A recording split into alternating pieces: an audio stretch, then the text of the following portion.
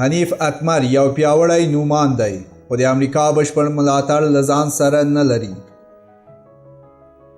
د پاکستان ایکسپریس ټریبیون ورځپاڼې په خپل یو مطلب کې د غربي رسنیو له قوله لیکلي چې په افغانستان کې دا ځل پیاوړو کسانو ولسمشریزو ټاکنو ته نوملیکنه کړې ده.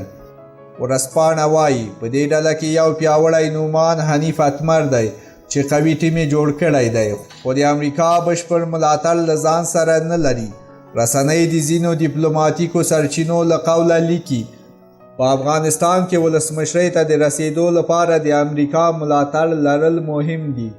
سرچینه کاږي اتمر په وروستیو کلونو کې د افغانستان په روان سیاسي بهیر کې یوه اغیزناکه څیره ده او د خلکو په منځ کې مینوال لري چې اوس ګڼو سیاسي ګوندونو او مهمو سیاسي جریانونو د ده له ټیمه ملاتړ کړی دی.